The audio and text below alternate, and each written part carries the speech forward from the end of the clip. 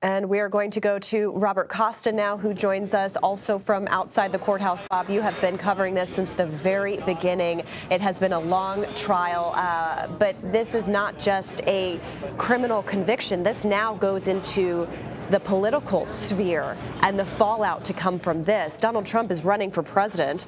How is this going to affect him on the campaign trail? I mean, we saw him come out today and declare that he, in his words, is a very innocent man, declaring this as a rigged system. How do we expect him to move on politically?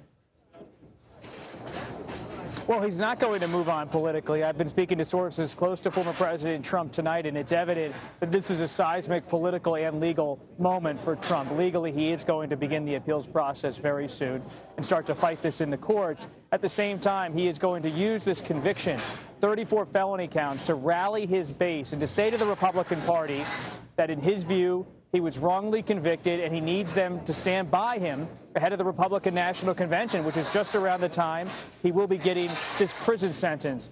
This is a surreal moment for American politics and American democracy. You're going to have a presumptive Republican nominee enter the convention as a convicted felon facing possible jail time, while at the same time paying very little, if any, political cost with his own party. In fact, they're rallying to the political barricades right now on social media and on conservative media channels to say we stand with Trump. And that tells you about the summer of grievance that's ahead. Yeah, Bob, I want to talk a little more about that, because you note, I mean, and we use this word all the time when it comes to Trump and everything that has happened and is to come, that, pretty much everything is unprecedented when it comes to Donald Trump and what he is doing here and facing here. But this is the first felony conviction of a former president. And you have been following this since the beginning.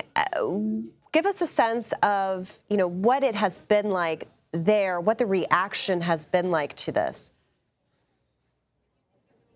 The mood here in the park in Lower Manhattan for the past couple of hours has been one of almost stunned silence. There was a bit of cheers when the verdict was revealed, when the 34 guilty counts were announced inside the courthouse behind me. And then that quiet fell over the park here.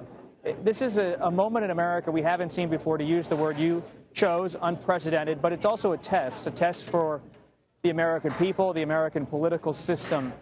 Because unlike, for example, past presidential moments where the country really saw scandal erupt, like Watergate in the 1970s, there's not a consensus now in the American political discourse about the rule of law, about the judicial system here in New York, or the justice system on a federal level.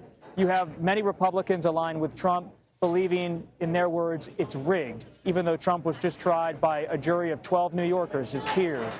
And many Democrats see Trump as a threat to democracy. Robert De Niro, the Academy Award-winning actor, I spoke to him a couple days ago, and he told me he came here because he really believes Trump is a threat to the order that was established by the Constitution and the Founding Fathers. So you have these diametrically opposed viewpoints, not just red and blue anymore. It's populism and nationalism versus almost traditional institutional thinking on a variety of fronts, and all of that is a cloud over the consequence of this trial. So this is a moment where there's uncertainty on the horizon, politically, legally, and in terms of American democracy. Yeah, and Bob, as you are always right to remind us that we can assume nothing. So we will see what the fallout and consequences are politically in this election. Bob, we thank you very much.